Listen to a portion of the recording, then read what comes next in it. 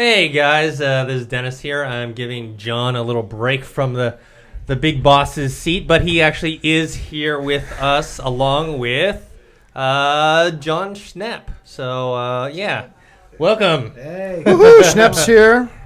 And yeah, make sure you guys remember that we are doing this 24-hour marathon for the Philippines typhoon disaster relief, which you can see over here. The link over here. So make sure you click there. If you've already donated, thank you very much. If you haven't yet, at least try and spread the word out there. Post on Twitter or Facebook and stuff like that. So we're going to do some questions that people have donated money, and then we're going to answer their questions for. Let's get started. Before we get started, I'm just going to remind people that what we're doing is if you make a donation, one of the things you can do is after you make your donation, you can leave a comment in the donation. And what we have guaranteed is that if you leave a comment, if you make a donation and leave a question in your comment on the donation, we will get around to your question. And then when we run out of those donation questions, you can email us questions to amcmovietalk@gmail.com. And so probably later in the evening or early in the morning, we're going to start getting around to some of the questions actually in the mailbag. For now, we're just taking questions from those people who have made donations to the cause. Last time I checked, we were almost at $13,000. Now, our original goal, once again, was to raise $3,000. And I'm just going to double check it right now. As of right now, we have raised $13,115 that you guys have raised for the typhoon victims in the Philippines. Thank you so much, guys. Let's keep this going. Let's hit 15,000. Why not? Why not? Let's hit 15,000 thanks to you guys and what's been going on here. So again, head on over to www.crowdrise.com/AMC Movie News Philippines. Hit donate now. And then when you make a donation, leave your question in the box there, and we will get around to it in the next 24 hours. And we're going to get to some right now. All right, so this is one that... I'm going to run and grab my glasses. Okay.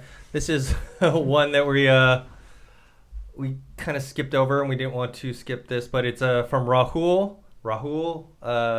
His question is, since James Bond's company, Danjak, have reclaimed the rights to Spectre and Biofeld, do you think that the Bond producers will reinstate this in the new Bond generation? And if they do, they will join with the Craig era or another Bond era? I think it meant Blofeld. Yeah. Okay. I'm not really too familiar with a lot of the old Bond history. Right. So what do you think, Schnepp?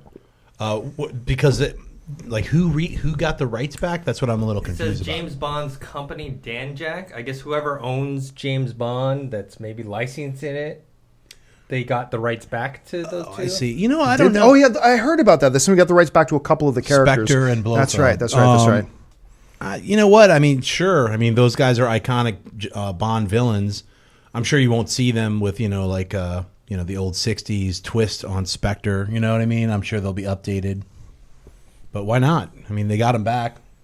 Yeah, they'll probably... I mean, if they went through the hassle of getting them back... One can surmise that they probably have some plans. I don't know if they don't necessarily need to use them in the next 3, 4, 5 years, but probably at some point they'd like to have them as extra bullets in the gun. All right, let me see here. We are looking for. Where is this?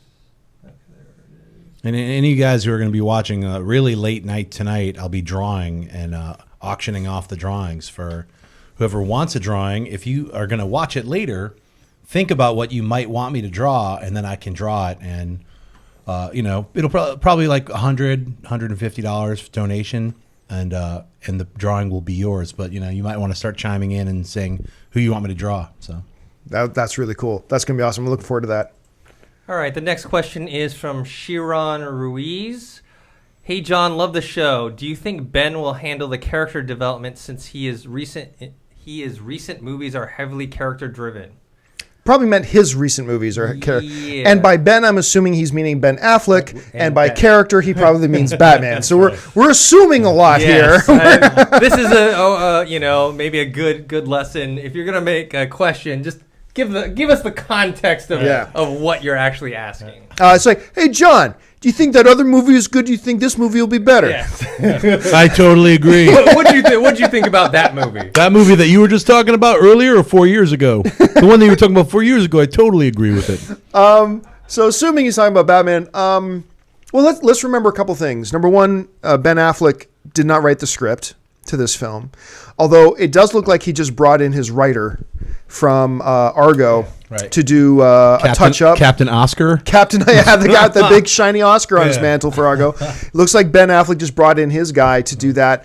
I mean, I think he would... Look, Batman is at his best when he is a character, when he's not just a mindless fighting machine. The thing about Batman that makes him so special is the character. And when you go more character-driven than Batman, I think you set yourself up for success. And I think in a film like Batman versus Superman, you have a lot of opportunity there to do some really, really cool things. And yeah, I believe that we will see a more character-driven Batman, personally.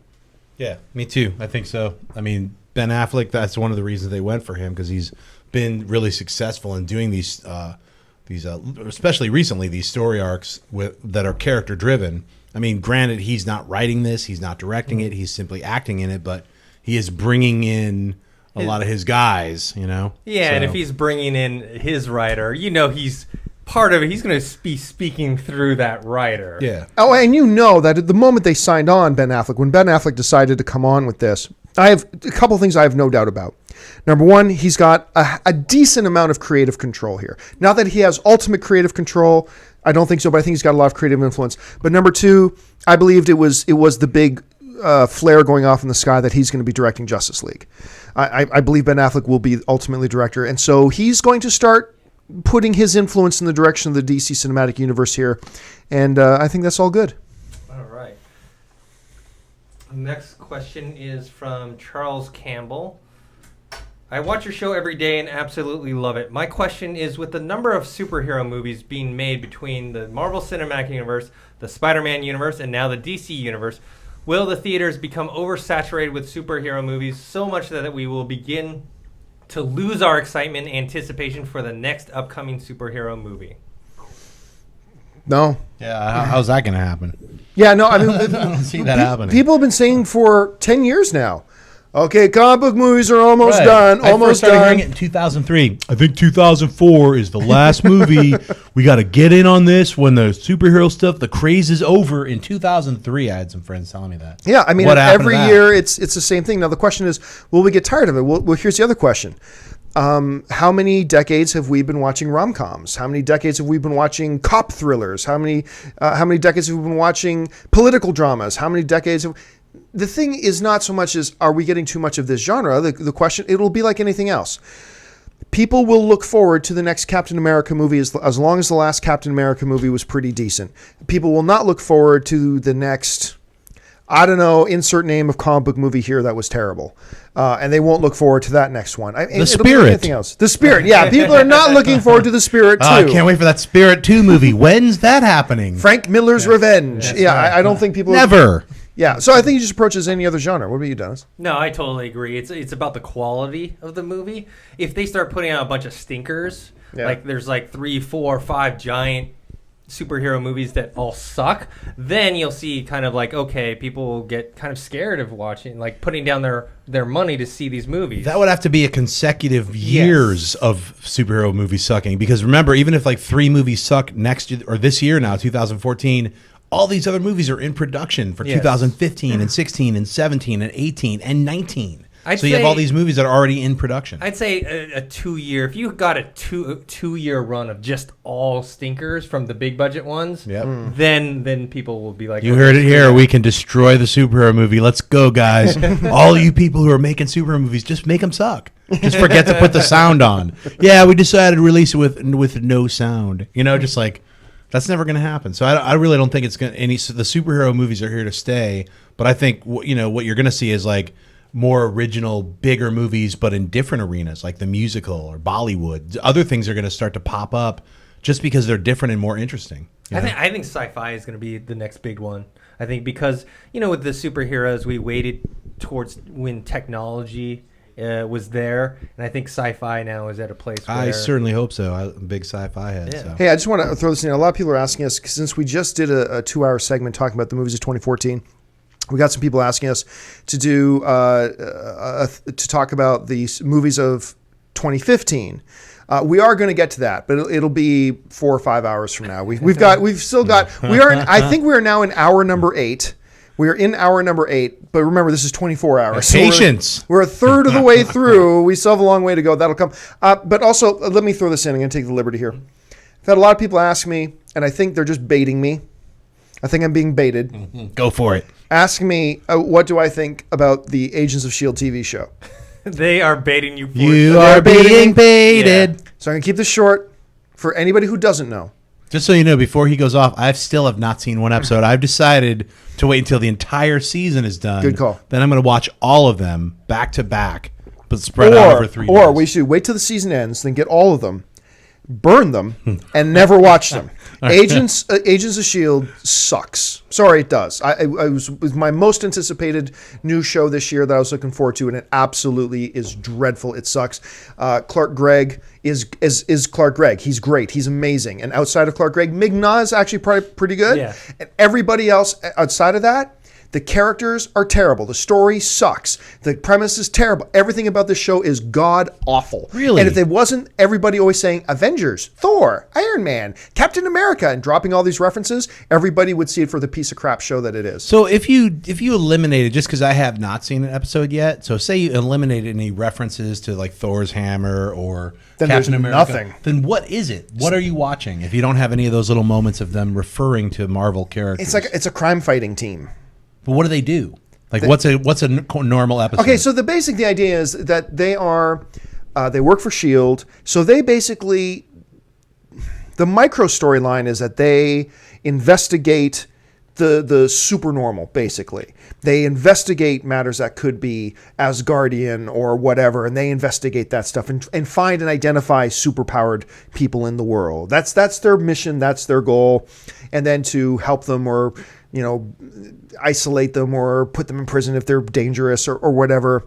It's just bad. But the execution of them doing this, like I remember reading like in episode 7 or 8, they were going to introduce like Gravitron or some villain who has like the power, like a Magneto type character. They introduced him, but it was like very, very briefly. And it was badly done. But so what? I mean, still like when a typical episode is like.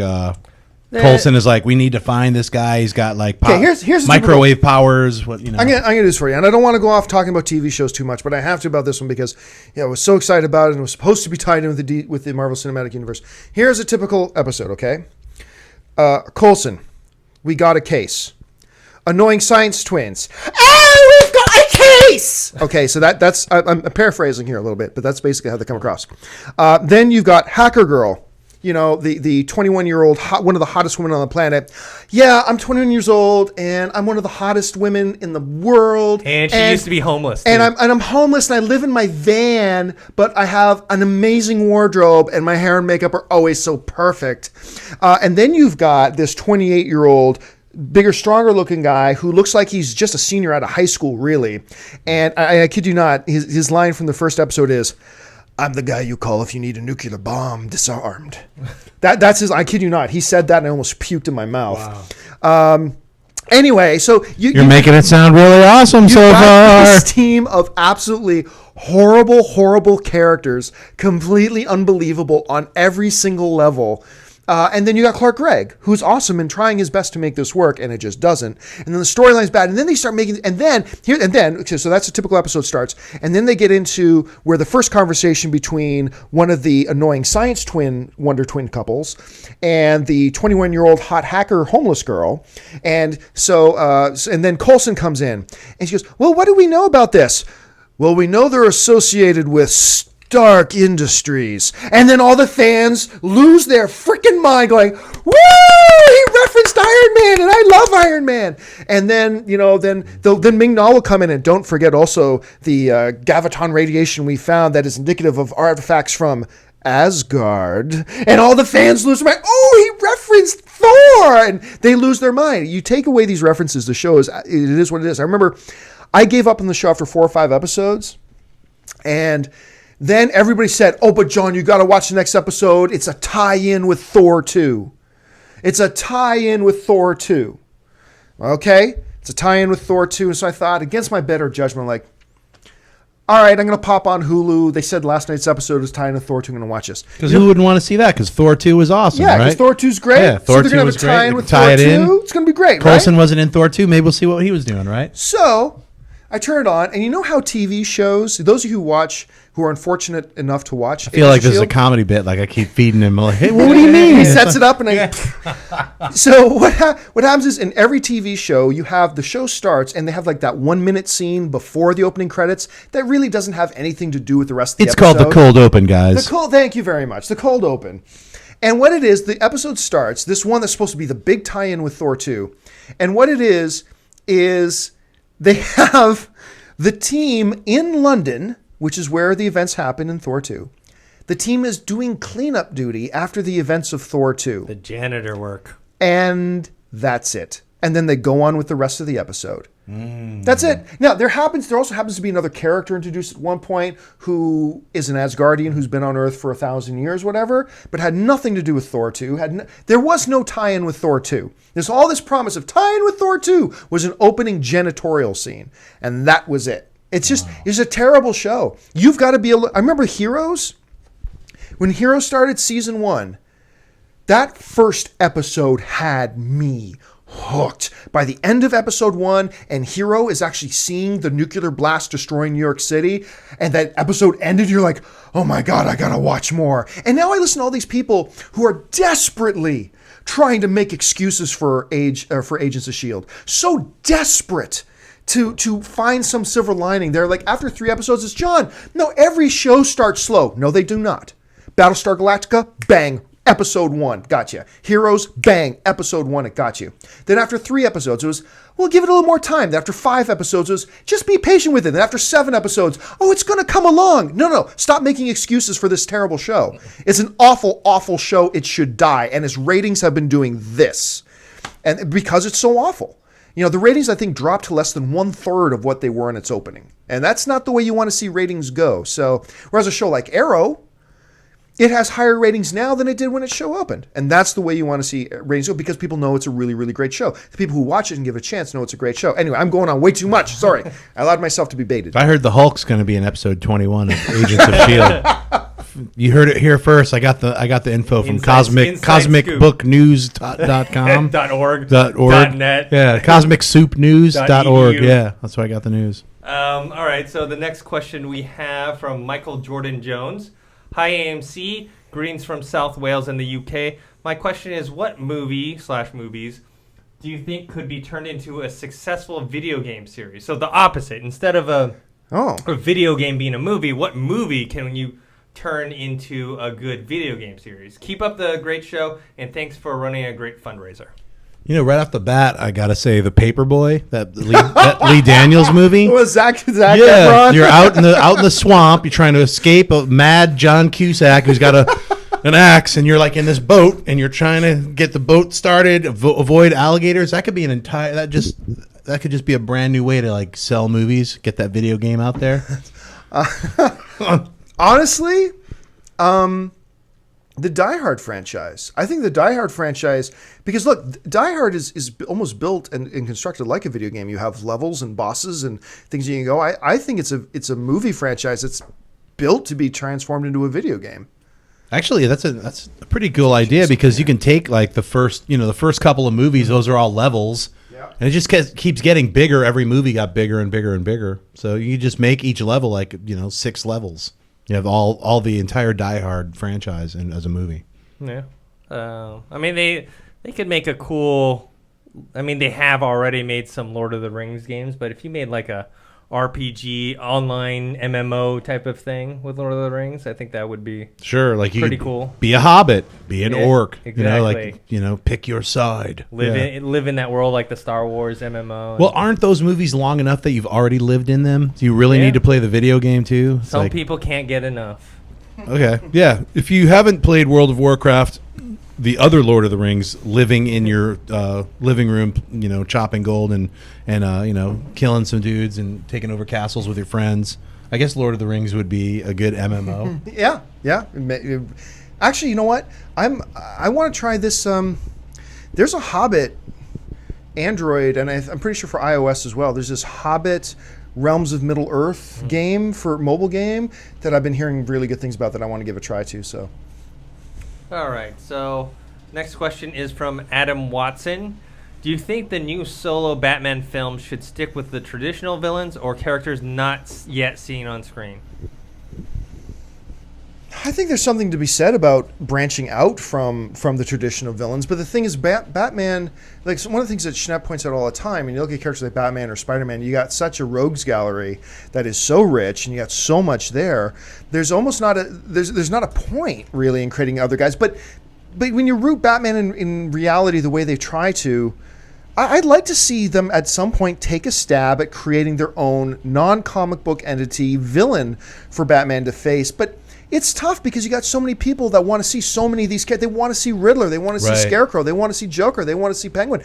And you're going to get that complaint from people if you do a new movie and introduce a new big bad guy and it's not any of those. Like, well, why didn't you do that? It's tough to do. Well, that was that had some cojones when Nolan introduced Batman Begins, and it wasn't the Joker or the Penguin. It was the Scarecrow. Yeah, a lot of people didn't even know. Like not diehard fans didn't know who the Scarecrow was, or for that matter, Ra's al Ghul. So it was sort of like the very first movie is like, you're not going to get the Joker. You get the Joker in the second movie. That's pretty cool, I think.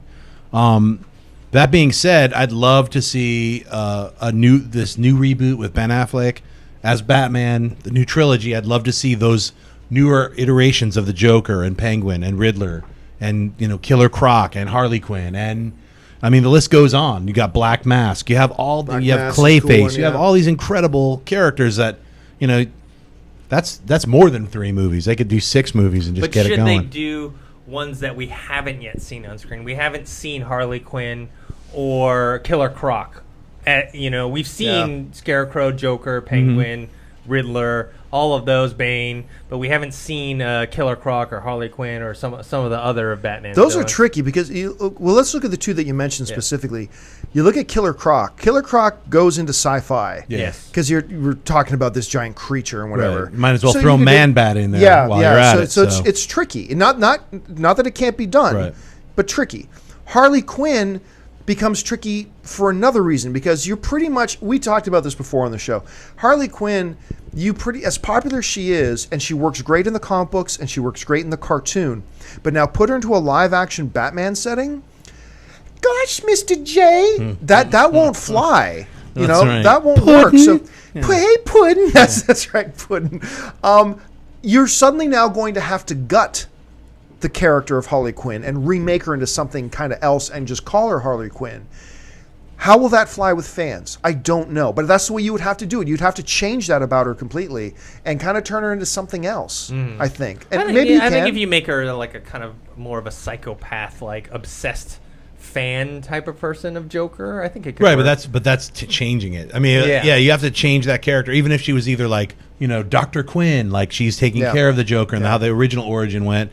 You still have to play up the reality of it. Yeah. Even in these new like Nolanized DC world with Man of Steel, that her putting on a red outfit with a big bonker like bonk, I don't think they're gonna do that.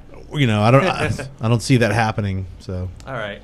So the next question, we're going to get into some stuff right here. Oh, good. Okay. Damon writes, okay, so Gal Gadot is Wonder Woman. Great. Got it. I've been racking my brain trying to figure out where they're going with this. Then in a pain med-induced stupor, it sort of came to me. What if they are trying to do a real-life version of the Wonder Woman short that aired this summer during that hideous Beware the Batman? And he lists the links to it. I did not see this short. Do you guys know what he's talking about? All I know is there's that fan-made short that had no dialogue or anything like that. And then there's another one where it's like Wonder Woman on a date and she like kicks some dudes' asses, and then you see like she's got the boots on or something. There's a couple of fan-made movies, Well, but this one says it aired during the summer during the hideous Beware the Batman. I'm not really familiar with the Batman. I know what you're talking Okay. about. You mean that little 1-minute animated short? There was like a little 1-minute animated short. It wasn't hideous. It was cool. It was like a really interesting style. It was designed by the same guy who designed the Tron cartoon. Anyway, it looked really cool. It was like 1 minute. And no, they're not doing that at all. It's like, You heard it here first. Yeah, get off your meds. I don't know what you're talking about, but just hearing Schnepp describe it, I concur with Schnepp. That is not what they're doing at all. No, it's not. She's like super long and stretchy, and it's like they're on the beach jumping around. It's like it's like just a creative. Hey, this guy's really awesome. Let him like do some cool 2-minute thing. But good job thinking outside the box. Yeah, that is some good outside the box. Get back on those meds, and then write us some more weird questions. All right. Matthew Maury writes, "Hey AMC crew, I love the show. So far, Finding Dory, Pirates of the Caribbean, Dead Men Tell No Tales, Avatar 2, ID Forever Part 1, Alice in Wonderland, Through the Looking Glass, and Warcraft have moved their set or planned release dates in 2015. Yeah. Is this because the filmmakers fear the big three box office powerhouses of Avengers, Age of Ultron, Man of Steel 2, and Star Wars Episode 7? And can this lead to less blockbusters in 2015 than in previous years? Does it matter? Thank you." Well, I mean, keep in mind, too, that for a lot of these, I mean, some of these changed their dates months ago, like months and months and months ago. It's not really uncommon once they set a release date to move it around a little. What is uncommon is once you get inside of a year. Once you get inside of a year away from the release date and they start moving release dates, then you got to start saying, hey, what's going on? But at the time, when some of these release dates were being changed, some of these movies were still, 2 years away. When they were changing the date. And that's not a big deal. Right. That's really not a big deal. I'm sure some of it, look, World of Warcraft moved to get off the date of Star Wars. Yes. That they had to do. That's Right. a no-brainer. But for the most part, no. As long as you're not within 5 days of release of one of the big of Avengers 2, of the new Star Wars, of Batman versus Superman, you're fine. And I don't really think they're worried about that so And much. I think we benefit from that. Like we're going to get that new RoboCop movie in 3 months. But remember, it was Valentine's Day. Yeah, like in a month and a half. Yeah. So remember, but we were supposed to have seen it 7 months ago. It was supposed to have already come and gone. Well, so was the 300. Right, 300 was Rise already of supposed to Empire. be in the So- theaters in 2013. and sometimes I hear about that. And Sin City was supposed to come out this October. Yeah, this past October. Last year now. Now it's coming out this year in August, which really pains me because I'm a big Sin City fan. So to wait an entire year, even though it's we basically had it completely done. You could see it on this disc, but now you must wait. So that's kind of annoying. But at the same time, time is mercurial, guys. We will see it all soon. It's very understandable. I mean, they're spending lots of money on these movies Yeah. to market Absolutely. them and Yep. release them. And if they feel like some other big budget movie is going to damage that or take away money that they could be getting, of course they're going to move. Speaking of flops, did you guys see 47 Ronin yet? No, Did you? not. I did not yet. What a horrible release date. I'll for tell you that. though, we were in Canada for the holidays, and I wanted to go see it, and I could not make Ann budge.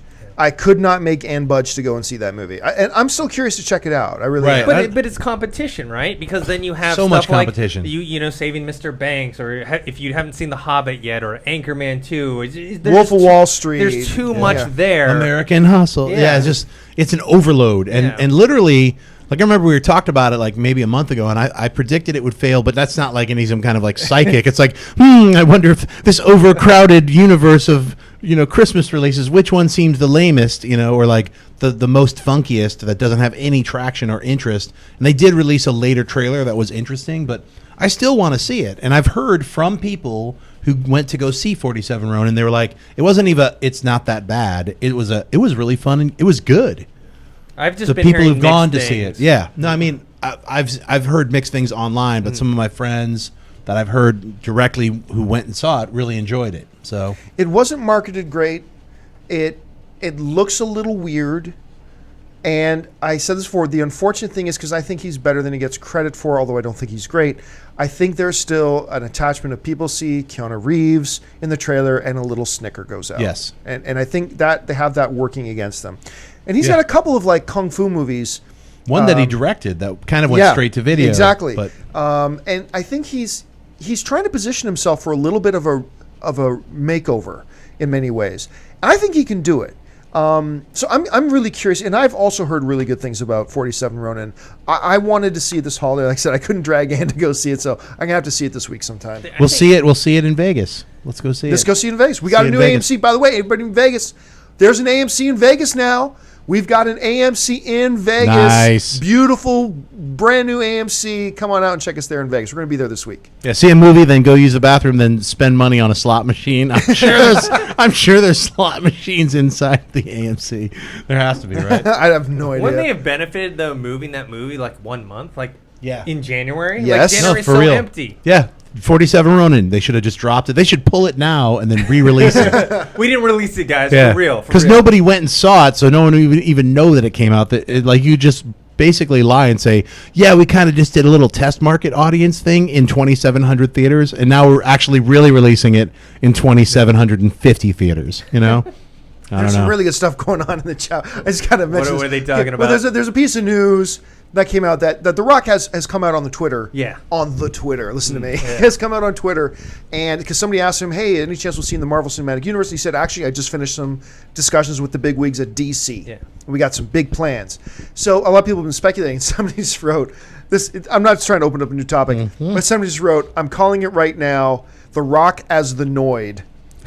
Do you remember that from the pizza? What Domino's was it Domino's. The Domino's pizza. Avoid the Noid. Avoid the Noid. Yeah, no, that's pretty funny though. I'll pay you. I'll go see that movie. I don't know. I'd like to see him as Lobo. Hey, did That'd you be guys? pretty I see him as Lobo. This is off subject, but did you guys hear that the governor from The Walking Dead just had a meeting with DC?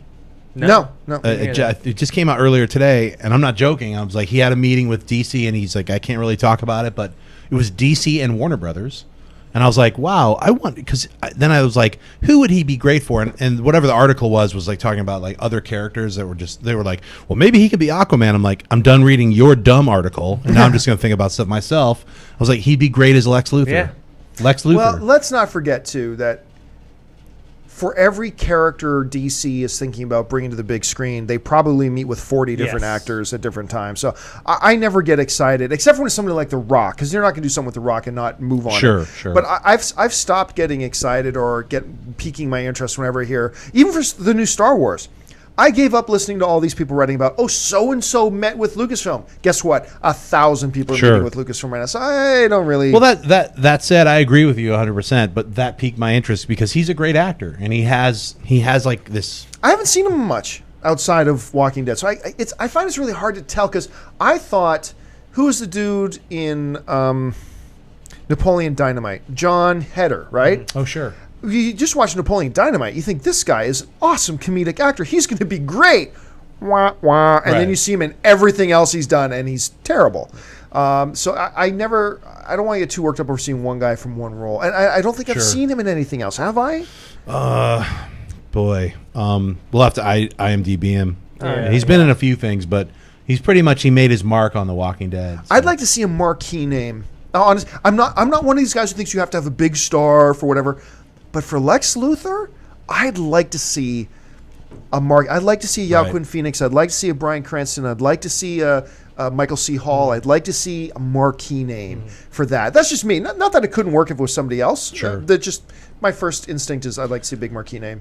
Yeah, the reason I thought, maybe they're going to ask him for Lex Luthor because Henry Cavill was not a giant marquee name when they picked wasn't. him. So it's sort of not at all. And it seems like, Ben Affleck is, but it seems like, kind of like how it's going now. It's like there's a couple, names, and then there's a couple, TV people that you might be familiar with. Those are the ones how they're kind of like sprinkling it around, This is a comment that was left way back when we first started. Someone had wrote when you played that Dave Bautista thank you thing. Someone wrote he has more muscles in his head than I do. No, for those of you who don't know, look, I've already played this twice. Let's play it one more time here. Like for all those of you who forget here, the reason we are doing this 24-hour marathon, the reason why we start at 10 a.m. this morning, we're going to go to 10 a.m. tomorrow morning, is because we are trying to raise awareness and raise money for the Red Cross, a Philippine typhoon disaster. Please help and give. Our goal was to raise $3,000. We are already over $13,000. thanks to you. So just go to this link, www.crowdrise.com/AMC Movie News Philippines. Go there and click on the Donate Now button and leave some money for it. Anyway, we were doing this, and Marvel and Disney heard about it, and Dave Bautista, WWE superstar and one of the stars in the upcoming Marvel film Guardians of the Galaxy, he's playing Drax the Destroyer. He's also a Filipino. And he heard about what we were doing, and he wanted to put together a message thanking all of you guys for donating to what we're doing here. So let's take a look at that. Dennis, just see that picture of him there? Just got to click on that, and away we go. Hey guys, I'm Dave Bautista, WWE superstar, and also starring as Drax the Destroyer in the upcoming Marvel film Guardians of the Galaxy. And more importantly, I am a proud Filipino. So I wanted to personally thank everybody for your efforts and your donations to the Philippines after the tragedy of the typhoon. So on behalf of myself and Filipinos around the world, thank you and mabuhay. Peace.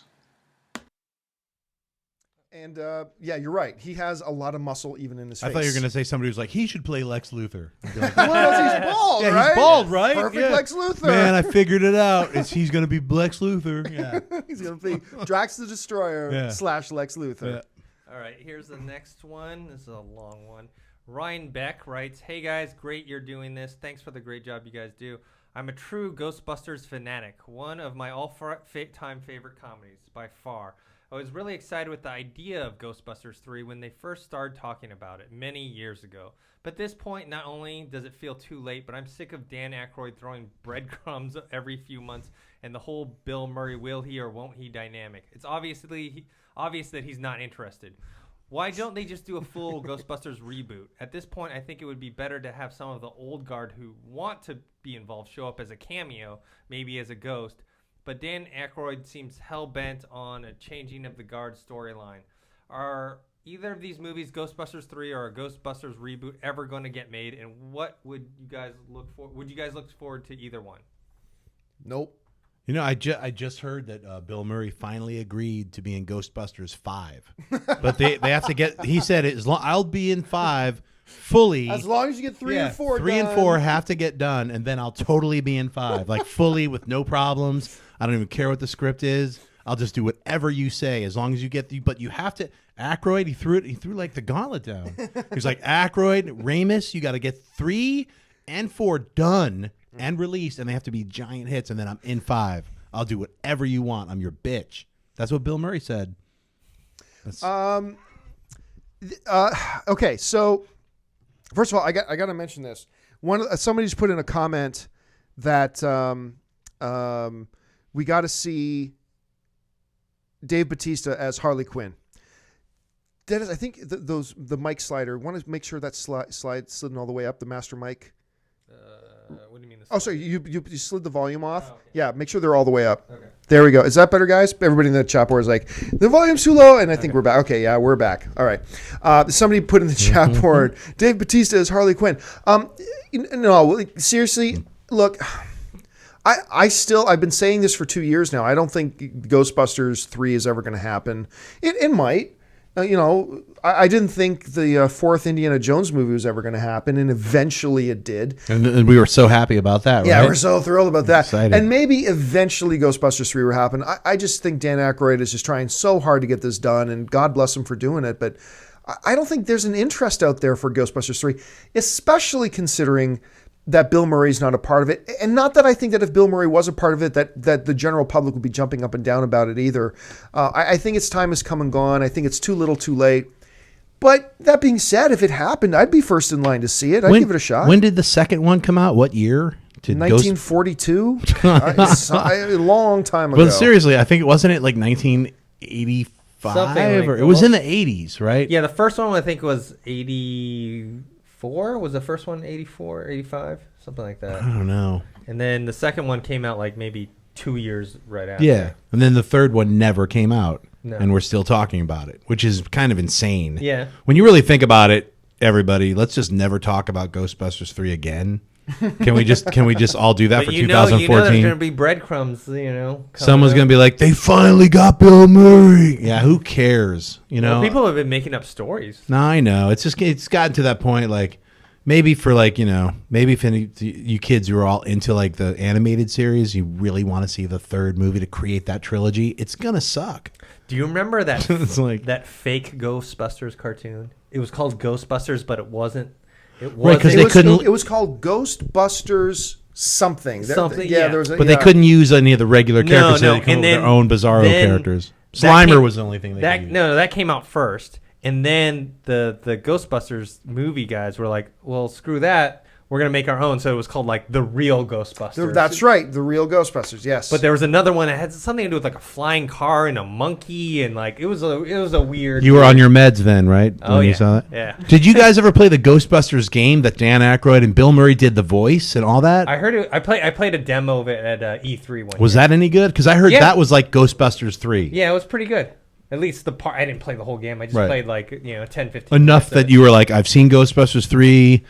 I've played as one of the characters. We crossed the stream. cross swords. Yeah. And I just had to go get my jubes that Yeah. I brought back from Canada. nice. Anyway, I don't think Ghostbusters 3 is going to happen. Yeah. All right. Jubes. This one's not really a question. Reginald Pierre Lewis just says, no question today. Just wanted to say that the movie Talk crew are friends to me, and what you guys do and are doing is amazing. Proud to donate to this cause. Thank you so much, man. I appreciate it. And this is an anonymous question. AMC Movie Talk question: Man of Steel 2. Which of the Batman vehicles will we see, if any? Oh. Well, we're going to see the Batmobile. That goes without saying. Definitely. I don't think there's any question we're going to see the Batmobile. Bat Cycle? I don't think so. No? I think we got a better chance of seeing the Batjet. Yeah. Or The Bat Bat Plane? Cycle. Bat But who Plane? knows? The Bat Plane, Yeah. whatever they call it. The Bat, insert name of vehicle here. But definitely Batmobile. Maybe the Bat Cycle. Who knows? I mean, what they did with the tumbler in the Christopher Nolan Batman movies, you can't top that. So I don't even know if you want to try to go Bat But you Cycle. know what's funny? All of the Batmobiles of all the movies, like Tim Burton's Batmobile, it did split off and become that thin, kind of almost like a motorcycle. Remember, it was like going same exact thing with the tumbler. It splintered off and became the Bat Pod. Yeah. So, I mean, they literally were kind of just like, hey, well, call it something different, but let's get that in there. It's kids love these vehicles. I love these Yeah, vehicles. by tumbler I meant the cycle that came out of the tumbler. That's what I meant. Yeah, you're talking Bat Pod, but you it's can't really compete with. Yeah, I mean, but a new spin on it would definitely be cool. So. Even the crappy Batman movies had cool Batmobiles. Yeah. When they brought all the Batmobiles to Comic-Con that one Those year, were awesome. Yeah, you're looking at the ones, even the sucky ones, you're like, that still looks cool. yeah, like the Batman and Robin one that was like kind of Yeah. like had like neon built into its fins or whatever. Yeah. It still looked cool. And then the Clooney one totally looked like a stretch limo. yeah, that's the one I'm talking about. I think so. So people are like, why are you guys eating on camera? Because I've been doing this show for 8 hours already, and I need to eat. Right? They're like, I don't enjoy Even if it's the. jubes. I'm making the sounds of eating. I'm going to turn it off if I hear the sound of eating. All right, so the next question we got going here is from Justin Lee. Hey, Movie Talk crew, we now live in the age of Netflix and watching movies at home alone. I was wondering if going to the theater alone would affect your experience with the film. Would movies be more enjoyable with a group, or does it even matter? Good luck with the 24-hour Movie Talk. I'll definitely be donating. Well, you did donate, so thank you. Thanks. Watching a movie is always better with people. Now, I look, because of our jobs, Dennis goes to movies by himself. Schnepp, I know, goes to movies by himself. I go to the movies by myself sometimes because we got to see the films. We don't always have somebody to go with at the drop of a hat because we got to see so many. But seeing it even in theater when we go by ourselves, and look, everybody's going to say, look, take what I say with a grain of salt. I work for a movie theater company.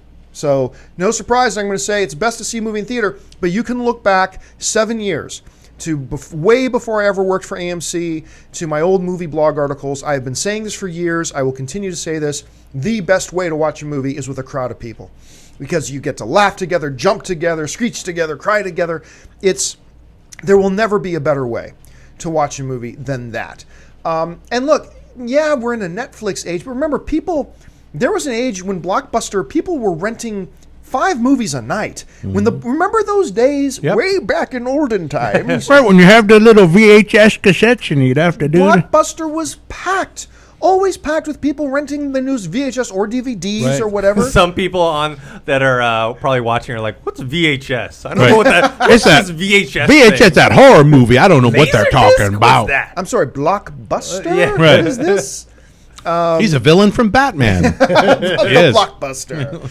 But the best way will always be, and so people, the custom and the practice of watching a movie at home alone is not new, and is not new to Netflix, and this has been around for a very, very long time. But to this day, the best way to watch a movie. Look, I saw 21 Jump Street, and it was 5 times better, and I've got it at home.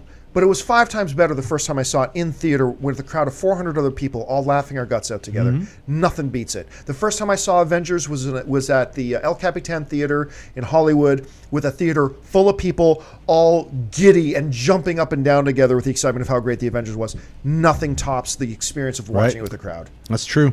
Yeah, I think the movie going experience it's the best way to see anything. I actually would be on the opposite end of like I would do. Let's say if they decided to air, let's say, a whole season of Game of Thrones at the movie theater, and with a bunch of people, and you get all the fans and sit there and watch it, that'd be the best way to see it.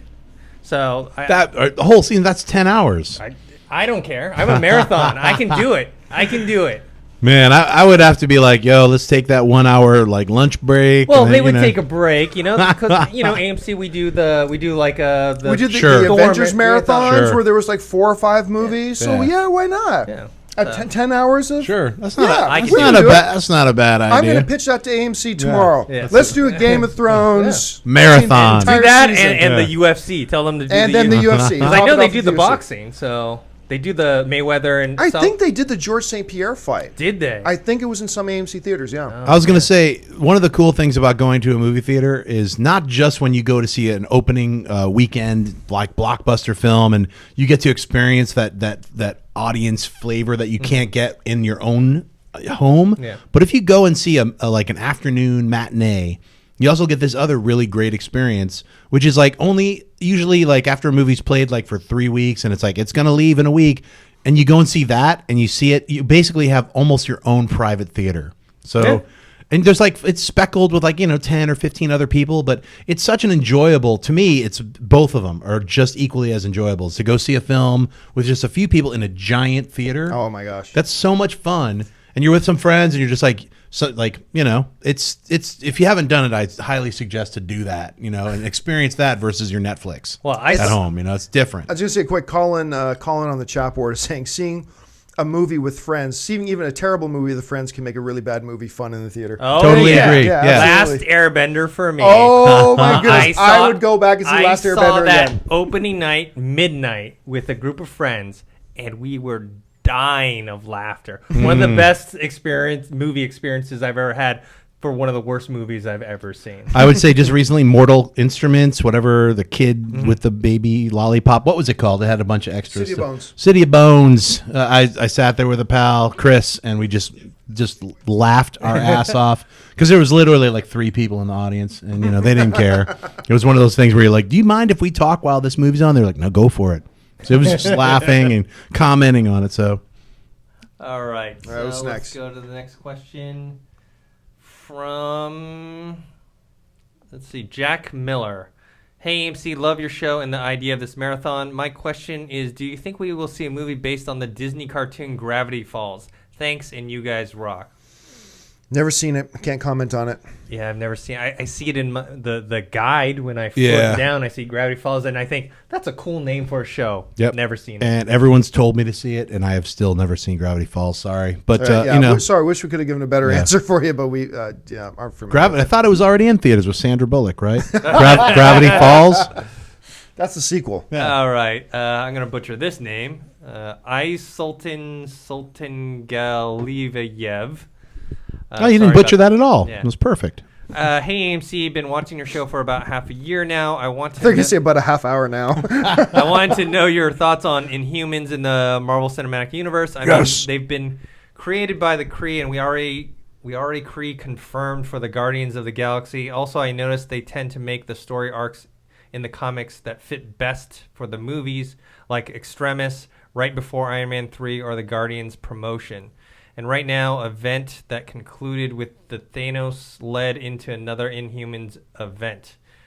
We are going to see Thanos eventually, and they need to explain where Scarlet Witch and Quicksilver come from. Your thoughts? Okay, well, look. My real reaction is say no, we're never going to see Inhumans. Because remember, first of all, just because something happens in the comic book doesn't mean they have to follow it in the movie at all. We've already seen that. They don't need to do it. There's no need to do it. Less than half of 1% of the movie-going audience have read the comic books and even know what we're talking about. So there's no need for them to follow the comic books. My natural reaction is say, no, we're never going to see the Inhumans. Nobody knows about them and nobody cares about them. However, we've got this little movie coming out called Guardians of the Galaxy, which also nobody's ever heard of. It has some marketability there. I think there's some cool characters, Drax the Destroyer, I Am Groot, Rocket Raccoon, all that kind of stuff. So the short answer is it's possible. I wouldn't put money on it. I really don't think we'll see it. But it's if you can do Guardians of the Galaxy, anything's possible. I would put a lot of money on it. Really? Why? Because a lot of money that they should, or a lot of money that they will. They will. Wow. Okay. Why? Because of a little old franchise that Fox owns that they will never ever get back, called X-Men. And Marvel, the cinematic universe, is just never going to get Wolverine back. They're never going to get Cyclops back. They're not going to get the mutants back. Right. But who do they own? They do own those original mutants from the 60s. Same time, roughly, as, the X-Men came out, and then a few years later, Fantastic Four introduced the Inhumans, which are kind of like the X-Men. They're in a lot characters of ways, who were, changed and grew into super-powered beings. All of them have different powers. They're one of my favorite characters. When I was a kid, I loved the Inhumans. So to me, like, as I've seen them slowly open up the books to some stranger and more unique characters like Guardians of the Galaxy, never in a billion years did I ever think that Marvel would be like, yeah, our part of Phase 2 is Guardians of the Galaxy. I think that was just like the explosion of like, what? Well, yeah, now they could try a lot of stuff. Like they're opening the whole world to the Kree, to Nova, to all these different characters from the 80s. And the Inhumans, Black Bolt, Medusa, you have Karnak, you have the Gorgon, Triton. You have every single character who is like kind of already representative. Like Triton is like Aquaman. There's all these different characters who have these powers that are both Marvel and DC related. I think it's an untapped, amazing, big possibility. So I'm really excited that I really hope that is part of Phase 3. So all right. This next one is from Mithun Murali. John, greetings and salutations from Dubai. Love the show. I watch the show regularly like it's my daily fix. Awesome. You have been talking about Gal Gadot, saying she isn't the Wonder Woman you like, but she's training now in various martial arts, boxing, and gaining weight for the role. I know she has to prove her acting chops, but she could possibly be a surprise, and let's not forget she served in the military. Also, Jamie Alexander isn't as massive as we see on screen. So the question I ask is, what are the implications if the Man of Steel 2 or Batman vs. Superman isn't very good?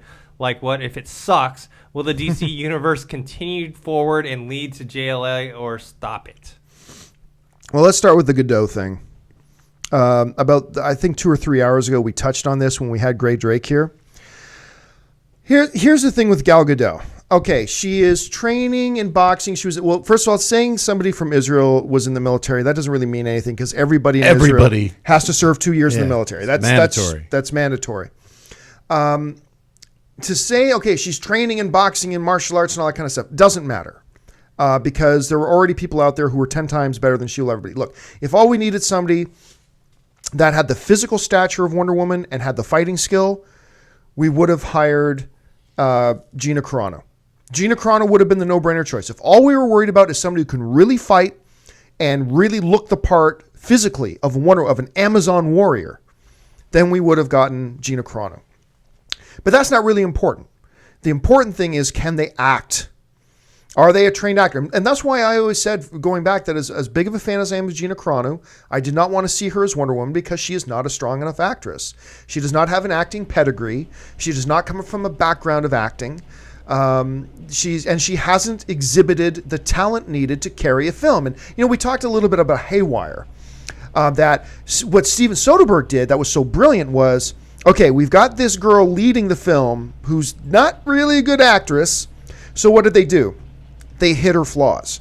They gave her minimal dialogue, and when she did have dialogue, it wasn't emotion-infused dialogue, and they focused more and emphasized her strengths, right? And they voiced her over. She was voiced. That's not her voice. That's Linda Fiorentino's voice. I didn't know that. Really? Yeah, they The whole movie? The whole movie. That's not her voice. I don't know that I believe that. It's totally true. Look it up. I will look it up. Okay. Well, Yeah, anyway. I mean it's a horrible thing because no one wants that to happen when Right. when you're cast in a movie. Then after the movie's over, they're like, you didn't nail it. You just didn't sell it with the way you spoke the lines. So we have to get someone else who's a trained actress to come in and do all of your voiceover. So her entire role in Haywire is voiced by the girl from Sex, Lies, and Videotape, Soderbergh's first film. So She did all of the voiceover. So the issue about her being physically training is irrelevant. It's completely irrelevant. It doesn't matter. You can get anybody to physically look the part. Do I like the fact that they're starting with a girl who's 97 pounds? No, but you can remedy that over the course of a year or two. But like I said, once again, if all we cared about was the fighting and all that kind of stuff, we would have gotten Gina Carano. She would have been perfect. The problem is she's not an actress. I've said this before. I'll say it again. She's not an actress. And I know some of you guys are getting sick of hearing me say this, but let me recap my biggest problems. With Gal Gadot, and then I'm going to tell you why we still have to have hope. All right? We still have to have hope. The problem with Gal Gadot is she's not an actress. She's an underwear model who was given her first film, which I believe was Date Night, as Mark Wahlberg, the girl who was sleeping with Mark Wahlberg. Mark Wahlberg, an underwear model. And an underwear model, right? He's had to start somewhere. Yeah, and I'll get to that in a second. So her one line was, "You make sex with us?" and sounded ridiculous doing it. And then because she was hot eye candy, she was given a role in Fast and Furious 6, in which she was terrible. Now, some people say, oh, John, don't judge her by her acting performance in a movie like Fast and the Furious 6. Okay, but she's a non-actress who has no acting background, no training background. She's been training as an actor for about 7 months, which good for her. Good. It's a good start.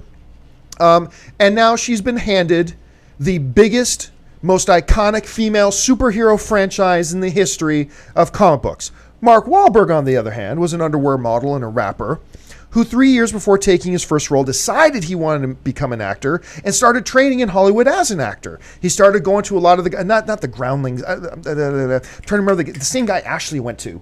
I'm forgetting, but anyway.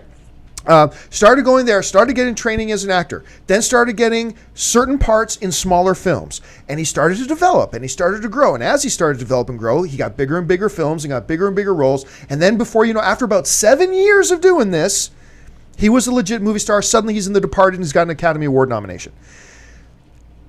That is not the Gal Gadot situation. It's like 4 years, though. I mean, since she started acting. Has it been for, and define acting? Because now here's the other thing. Now, my biggest point about this is that every argument for Gal Gadot here is what I call a blind faith argument. Mm-hmm. Some people want to say, well, John, look at Henry Cavill. Nobody knew who Henry Cavill was prior to Superman Returns. Some people want to say Chris Pine. Look at Chris Pine. Nobody knew who he was before Thor. But having heard of him, Star Trek. Well, yeah, Chris Hemsworth. Chris Hemsworth. Sorry, thank you. Chris Hemsworth in Star Trek. Chris Pine was in Princess Diaries 2. What? So, but the fact that they haven't been heard of is irrelevant. The fact of the matter is, Henry Cavill, for almost a decade, had been eyed by Hollywood casting agents. He was people looked at him to be Superman 5 years ago. People looked at him to be the next James Bond. He has been eyed by Hollywood casting agents as a guy with major star potential and major talent for years, and then got his break. Same thing with Chris Hemsworth. Before he got that little crack in Star Trek as Captain Kirk's dad, he had been identified for years as a guy with huge star potential and a lot of talent, and they were looking for the right vehicle for him to possibly have a breakout role. He was great in Star Trek. It was a very tiny role, though, and then they gave him a shot, a recognized talent, gave him a shot in Thor to carry it, and he hit it out of the park. So you're looking at these two guys, Henry Cavill and Chris Hemsworth, are a very, very different situation from a girl like Gal Gadot, she had none of that pedigree. She had none of that background. She had none of that resume. And the fact that they were all unheard of is completely irrelevant. So really just saying, well, let's give it a chance. That's a blind faith argument. To say, let's give Zack Snyder the benefit of the doubt. And for setting aside for a second, Zack Snyder has nothing to do with this decision. Right. This is a Warner Brothers decision. That as well is a blind faith. Because if you want to use the argument that, hey, I'm sure they saw something in the audition that they liked, let's have faith. Well, in that case, you are never allowed to ever criticize any casting decision ever. I think the word you're using is wrong. You can't say blind faith, because I could say you have blind non-faith in this. You're like, it's stupid that they cast this person who's a non-actor. No. I'm basing it on this. Here's the facts. There's a girl who does not come from an acting background. Right. She is best known for being an underwear model. The 2 outings she's had and had an opportunity, just the 2 in Fast and the Furious and the one little bit part in Date Night, hasn't impressed anybody. Right. And now, unlike the Marky Mark in the Funky Bunch situation, Right. who started as that and then slowly developed and grew over the course of years and years and years, 5, 6, 7, 8 films under his belt. You see him saying Marky Mark and the Funky Bunch makes hearing that makes me smile and laugh because it's such a funny name. Hey, feel the vibration, my friend. That's right. And who over the course of 5, 6, 7, 8 films till then they said, now you have the experience. Now you have developed. Now you have grown. Now we will start giving franchises to you and let you go. Gal Gadot, Fast and the Furious. I will look hot in this bikini. Wonder Woman. Ridiculous. Now, having said all that, you have to give it a chance. It is what it is. They made a mistake. You can't get around this. Them casting Gadot was a mistake. But you can still get the right result. I can't understand how you could say it's a mistake, because like you once again weren't there in the casting decision. You're not the casting director. That's a blind. Then you can never criticize any casting decision. Sure, ever. I'm just saying you particularly are so wound up about this Gal Gadot thing. I particularly am not. I think, hey, whoever the casting decision was, who it led up to being Gal Gadot. I remember us, talking about the 2 other actresses who were up with her for a role in the DC movie. We were like, oh, it's not going to be Wonder Woman. It's probably some smaller role or something. But it actually was Wonder Woman. So if you go back, you can see those other 2 actresses. You have to imagine that they went through at least 15 who to also 20. weren't good actresses. I'm just saying, yeah. It was Olga Kurylenko Right. and I can't remember the other. And at the time I said, well, none of these 3 are good actresses. So it can't be for Wonder Woman. It's got to be for a smaller role. Turns out they were looking at all non-talented actresses for Wonder Woman, as it turns out. But it's really hard to tell at this point. Like you're saying, it's blind faith, but I kind of, it's hard to say like, hey, they picked Ben Affleck for Batman, then they picked Gal Gadot for Wonder Woman. Whoever's in charge of the casting, these people all went through the same process. Maybe Ben Affleck not so much, but there's a process that you go through, and you get vetted. You do screen tests, you do all these things. You try on the outfits, you do multiple lines from the movie. Just little tidbits that she said, and you can gather, you're like, oh, she's going to be an Amazonian. They're going to introduce the island of the Amazonians, and she's going to be from it. So they're going for something. So I'm just not going to, I can't get on the same page as you as this kind of thing with like, there's other casting decisions that have upset me in the past. But at the same time, it's like, hey, you know what? If I can only wait, like you say, wait until you see the movie, but I just can't get that much anger about the casting of it. I can. No, I know you can, but I just can't get that worked up about it, because it's like, to me, it's like, hey, someone there. I really liked Man of Steel, and there's a lot of people who didn't like Man of Steel. I liked all the casting decisions in Man of Steel, particularly like some of the actresses, like the woman who played Fiora. I thought she was really fun. She was like, she had that Ursa, Phantom Zone flavor from like the early 1981 film, but she also had her own, she was super, a badass fighter, So it was, that movie itself had a lot of, back and forth between all of us when, you can dissect it and you can talk about it, but ultimately I really liked it. I saw it twice in the theater. I can't wait to see it again when I haven't got the DVD yet, but it's a strong film. It stood up. It's better than a lot of the other films, like if I was going to look at all the Superman movies, like, yeah, Superman, the movie, established Superman as a superhero character. Superman 2 was the one that like hit it out of the park for all the, 1980s kids and stuff like that who saw it. It's like, that's all you got really at that time. That was all that was around. The other 2 Superman movies, not so good. Superman Returns, not good. Man of Steel, bam. We finally got a superhero movie with Superman in it. Yeah. I can't really, I just have to reserve judgment, and like Was I expecting Gal Gadot to be cast as Wonder Woman? Absolutely not. Nobody did. Nobody did. But was I expecting Ben Affleck to play Batman? No, I was not. That was a shocker. I was like, yeah, didn't he already rock Batman, but in the red suit as Daredevil? And we all saw that. He already did it 10 years ago, and it wasn't that great. It's not a horrible movie if you see the director's cut. I'll argue that, but no one, that just came out of left field. I was like, Ben Affleck, he's rocking it as a director now, making real movies, like realistic movies, not superhero movies, like fantasy, like big blockbusters. But then you think about it, all of it all added up after we all found out he built a Batcave in his own house. You know, the guy's a sweaty nerd. You know what I mean? It's like, we don't really know that much about Gal Gadot other than she's Israeli. She was an underwear model. She's been in a couple of movies. I will say she was not a sweaty nerd. No, I'm not trying to say. I'm not trying to say. We know Affleck is a sweaty nerd. Gal Gadot is just a hot chick who is a model. So they had to see something there, and I'm going to leave it up to that. You know, it's like they don't throw. They're like, I just can't see where you're coming from sometimes when you're like they did this like rash decision when it's like they're casting Wonder Woman. You would expect them to like, I don't know who you expected to be cast. Like maybe, I know I heard, all the stuff like a real actress. About 15 different names. Right. Yeah. But I'm just saying like within what we have now, there has to be a reason. Obviously, we'll find out in a year and a half. Yeah. I'm holding out saying, you know what? They cast this person because they saw something inherently in her, even above and beyond the other two actresses who aren't A-list actresses. There was something that they were going for with those last three. If you look at them, there's certain similarities, maybe just visually, but then she was able to hit it out of the park. I'm assuming acting wise. I'm going to assume there was something they were going for and it wasn't acting ability. But like I said, I think there's a reason to hope here. I think there's a reason to hope. Now, the other thing too is acting ability. People grow. There's transformations that happen. When she shot, but I'm just saying, Fast and the Furious. That's 2 years ago, maybe 3 years ago when she shot it. She could have been taking acting lessons every day. People grow. Right, but once again, that's what I kind of fall under the blind faith. That's let's hope that's what happened. Like, look. No. I'm not hoping it. I'm just saying it's possible. Something had to happen to make them decide to give her that role. But here's what I come down to. When you look at, let's take Gal Gadot, Ben Affleck, Henry Cavill, right? Okay. And we got to say, okay, what are our tangible reasons for believing in that decision? Okay, Henry Cavill is Superman. Right. All right. Knocked it out of the park in The Two Doors. People loved him in it.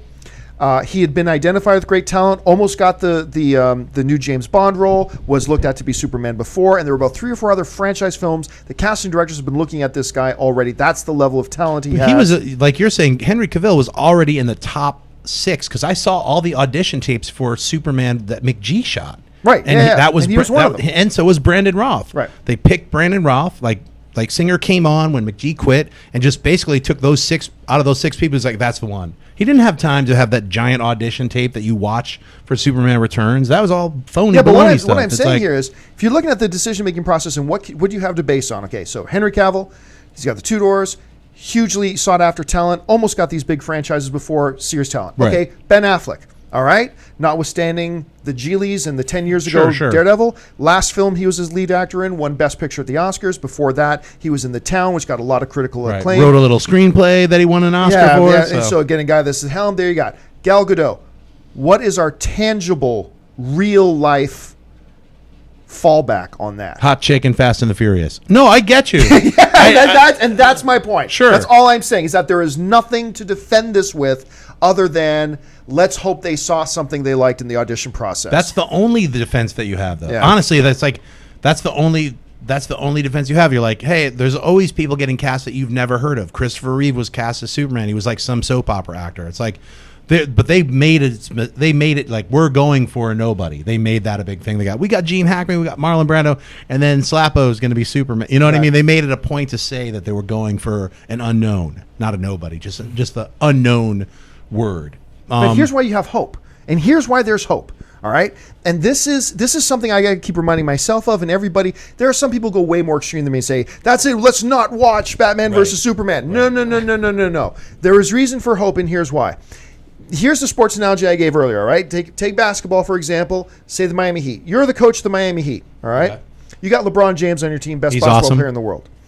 So Do we need anybody else? I got LeBron No, James. you don't. Yeah, everybody else Exactly. get on the bench. No, you don't So, need anyone else. so here's the thing. You're down by 2 points. You got 2 seconds left in the game. You need a 3-pointer to win the game. And you got your team on the side, and you drop a play, say, who do we want to take our shot? Eddie, the worst player on the team. That's harsh. Wait a minute, too let's harsh. finish. All Let's right. finish. We're going to have Eddie take the shot because they'll be expecting LeBron to take the shot. So let's get Eddie. Now, is that the wrong decision? Yes, it's the wrong decision. But he's still going to throw that ball up. Mm-hmm. And there's still a chance that that ball is going to go in that net. There is still a chance that it will work. It doesn't change the fact that it's the wrong decision. He still should have given the ball to LeBron. Right. But Eddie's going to throw that ball up. And that ball still may end up going in the net. I contend this is the wrong choice. The Gal Gadot is definitively, in my opinion, the wrong choice. But that being said, just because it's the wrong choice, that doesn't mean the chance does not exist that it may still work. It may still work. This can work. And we talked about Gina Carano and Haywire, right? And we talked about how Steven Spielberg wrote things around Soderbergh, to hide her weaknesses and to accentuate the strengths. There's nothing that says here that we may get directors, Zack Snyder probably on a small level, because I don't expect Wonder Woman to play a huge role in this film, probably for future films. Yeah. Or you can get directors to do what they did with Gina Carano. Hide her weaknesses, accentuate her strengths, and look, and if you have a bad performance but great dialogue and great story and great things given to her, a bad performance won't necessarily kill the film. As a matter of fact, the bad performance may not even look like a bad performance. Look, is it the wrong decision? I'm with those of you who think it is the wrong decision. I'm with you. But I am not with you for those who say, that's it, there's no hope for this film, because there absolutely is. Because it's not just Gal Gadot. It's the director. It's the writers. Everybody's going to be working with her to get her prepared to play this role. Would I put money on her doing a good job? No. But I'm also not going to put money on it that it's not going to work, because I think there's enough there, you got enough talented people around her, that it is possible this can work. And as a fan of the DC Cinematic Universe, who wants nothing more than to see a good Justice League film, I've got to hold on to that hope. I'm not going to be blind to the obvious mistakes that are being made here. But we still hold on to hope, because other movies have made mistakes and survived them. Right. Or become giant hits. I mean, for every movie that has a character that hit it out of the park, then you have these movies like Flash Gordon from the 80s. Whatever happened to Sam Jones? Yeah. He ended up playing the Spirit in a TV show, and then he's in Ted. Yeah. That's it. That's basically all you got from that guy. Was he a great Flash Gordon? I thought he was fantastic. You know, did the movie make all the money that it was supposed to make or whatever, or was it perceived the right way? I think the sports analogy that you use is a little weighted on one side. I mean, that's LeBron James or some flappy nobody to like do the 3-pointer. An experienced Academy nominated actress or of an underwear model. I think it's an apt comparison. I really do. I know, but it's like at the same time though, it's like there's a lot of transformation time that happens between roles. I mean, that's all I'm saying. Well, is like hopefully, because she's only going to be asked to do probably a cameo in Man of Steel. And let's say they do JLA before they do Wonder Woman. And that will probably be a bigger role than Man of Steel, but still not a huge role. Maybe by that time that Wonder Woman comes out way, way down the line, she has improved. Fingers crossed. Now, Amy Rose Right. pointed out, and when we talked about this earlier, Amy Rose pointed out, she said, look, if they put her in Man of Steel 2 and she really blows as Wonder Woman, they can always change her. And I said, look, and I said, look, yeah, they did that with Batman, right? They got rid of Katie Holmes. They brought in. they took Maggie out Jones. Terrence Howard. They got the Exactly. Yeah, And people I'm are all replaceable. for, I totally believe you can change any actor. I don't believe any actor is untouchable.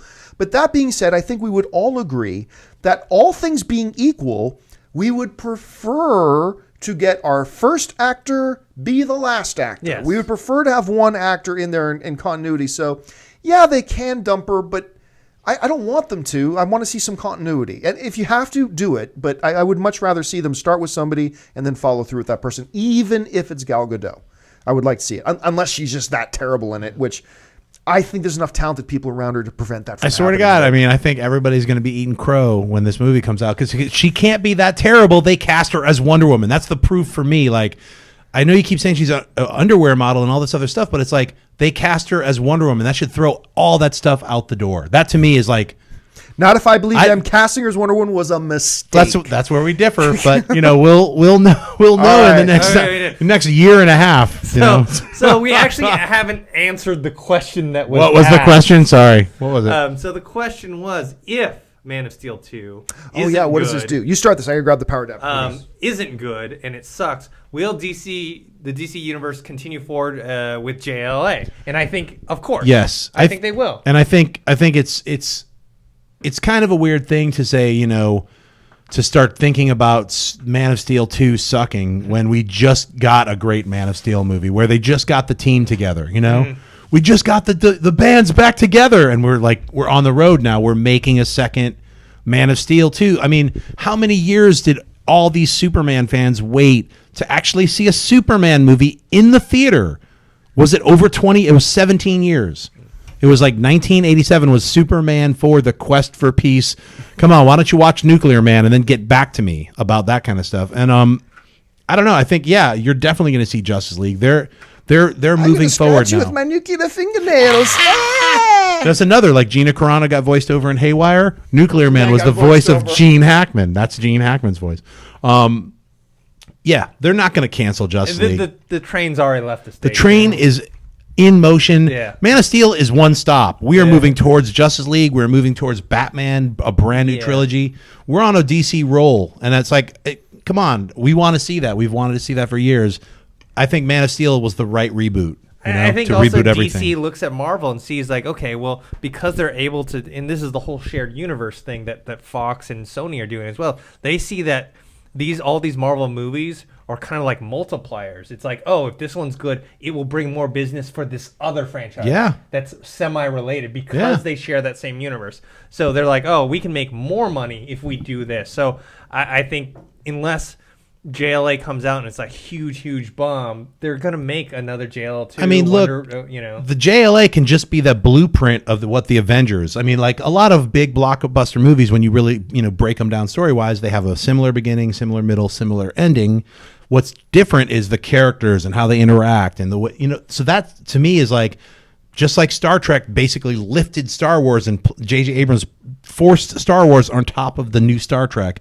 It's the same exact story. It's the hero's journey. It's the same note for note. It's Star Wars. Why do you think George Lucas was like, well, maybe we should get J.J. Abrams to do this Star Wars movie? I know, but he's doing Star Trek. I know he's doing Star Wars as Star Trek. Dressed up as Star Trek. Yeah, just get him to do Star Wars. Obviously, he's rocking it that way. So I think JLA and all these other movies. I think it's a great decision. Well, to just move forward. And it's not just a decision. Like, look, if it's the next one sucks, so they give up on it. Here's another sporting analogy, if you will. Really, more of a poker analogy. Warner Brothers and DC is all in on the DC Cinematic Universe. That's it. They have sold the farm. It is now DC Cinematic Universe or bust. And if Batman versus Superman fails, and I don't think it will, but if it does, it'll hurt and it'll be really, really hard to recover, but they are going to plow forward. Yeah. If they go to a next one and it also fails and is terrible and doesn't do I don't want to see that. No, none of us do. But if that happens, then maybe they start talking about ditching ship. Yeah. Right. But as of right now, they are all in on the DC Cinematic Universe. They are moving forward hell or high water, no matter what transpires with Batman. Obviously, they're going to have a much easier time if Batman versus Superman is good. Right. But what Man of Steel has bought them, the first Man of Steel, look, Iron Man 2 was not very good. It wasn't very good at all. It didn't suck, though. Okay. Everybody bags on it all the time. I didn't think it was that. I didn't even think it was okay. I thought it was poor. I didn't think it sucked, but I thought it was poor. But here's the thing. Marvel had established some credibility with the fans that they could survive just fine one bump. Yeah. And I think Man of Steel has bought DC and Warner Brothers that one bump. I think they've got that bump in their back pocket, and they can survive one. But life will be a lot easier if they just make an awesome one. Case in point for Marvel, another two bumps: Hulk, Ang Lee Hulk, crazy weirdo Hulk dog Hulk. That was early in the. I know, but then I'm bringing 2008 both movies that were released: Iron Man and The Incredible Hulk. Iron Man box office bonanza, smash hit. Incredible Hulk, not so much. Edward Norton, that bad, no, but it made money. money. No, I'm not saying money. It made money, but it didn't make enough to warrant a sequel. Yeah. Iron Man did. So then we get to the Avengers, And they were like, look, we're not doing another Hulk movie, but Ed Norton can be in the Avengers. And obviously we know all what happened with all that and his big mouth and whatnot. But I'm just saying, it's like Hulk didn't work the first time. Hulk didn't necessarily work the second time. Punisher didn't work with Dolph Lundgren, didn't work with Thomas Jane, didn't work with the guy from Rome. I like Ray Ray Stevenson. No, I'm saying I loved Warzone, dudes. It was great. That You're worked for talking me. financially. I'm But talking financially it didn't financially. work. Sorry, Yeah. let me rephrase that. For me, I thought Warzone was kick-ass. Financially, it did not happen. It was a bigger failure than the first Punisher. So that movie's been dumped, and the character itself has been degraded and dumped into the non-profitable. Like, we're not even going to worry. We'll mess around with Blade before we ever mess around with a Punisher again. Just monetarily. DC is not in that boat. They don't have that boat. Most of their movies, besides Man of Steel, have failed in the box office. Green Lantern. Not only was it a horrible film with poo clouds floating around at the end, but it just nobody wanted to see it. It's like after being inundated with like street signs of this Green Lantern on a bus, on buildings, it was everywhere. When it still came out, it was like it rocked a little bit more than John Carter of Mars as far as monetarily. Right. No one went to see it. So is Ryan Reynolds going to be Green Lantern in Justice League? Hell no. He is not. They're going to avoid that like the plague. He is done as Green Lantern. I would guarantee that. Because why? Because that brings the smell of failure to Justice League. That brings like here's a movie that we tried to make and the director didn't know what he was doing. The script was all over the place. I mean, I'm not going to blame Ryan Reynolds. I think he's a great actor. He's really fun. He brings a sense of fun to his roles. Was he miscast as Green Lantern? I think so. I think he was miscast. It's like they tried taking that Ryan Reynolds personality and putting it onto Green Lantern and it doesn't fit. See, I got to disagree with you. I on a couple levels. When I do think it was a great fit. I think it was inspired casting. I should get him as that. Now, I also did not hate Green Lantern, although it was poor. I just didn't hate it as viscerally as a lot of other people do. A lot of people who were smarter than me hated it a lot more than I do. But I think of all the multitude of problems with the Green Lantern, I don't think Ryan Reynolds was one of the problems. I thought he played the character as well as you could play it with the script that he had. I agree. I thought a lot. And one of the things that I think he did really well, I mentioned this earlier in the show too, that I think Reynolds did really well with Green Lantern was he went from that carefree, loose, hotshot pilot to you really saw the transformation of his character as the weight and the understanding of the responsibility started to weigh on his shoulders. And we saw that transformation in his character happen.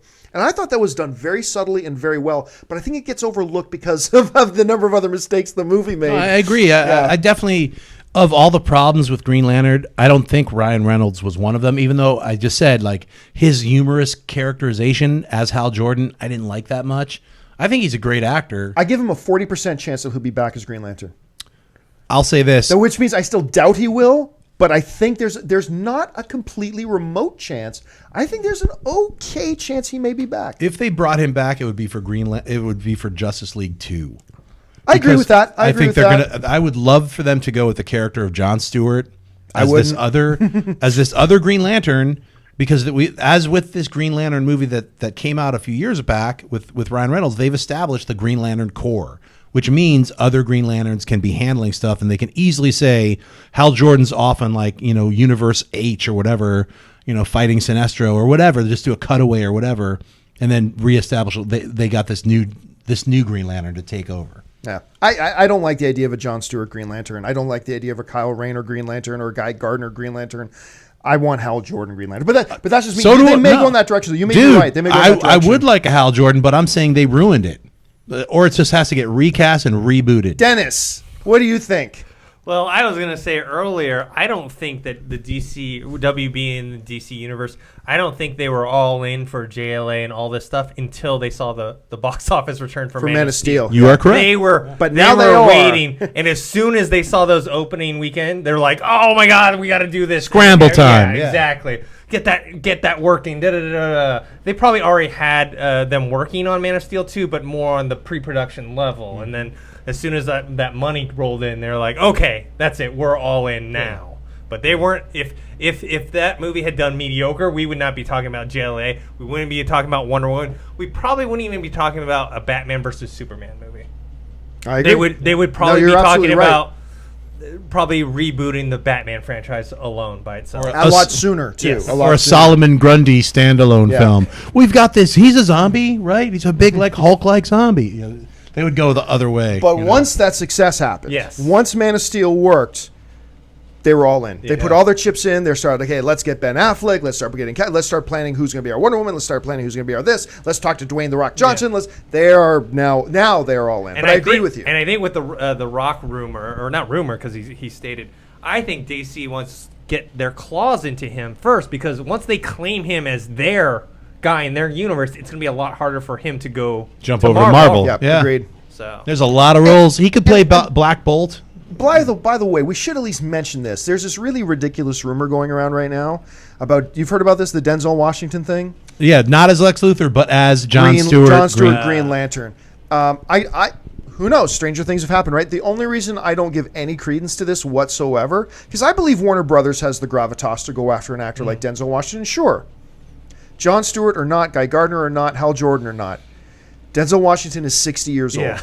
He's 60 years old. Are you going to start a superhero franchise with John Stewart, who's supposed to be like late 20s, early 30s?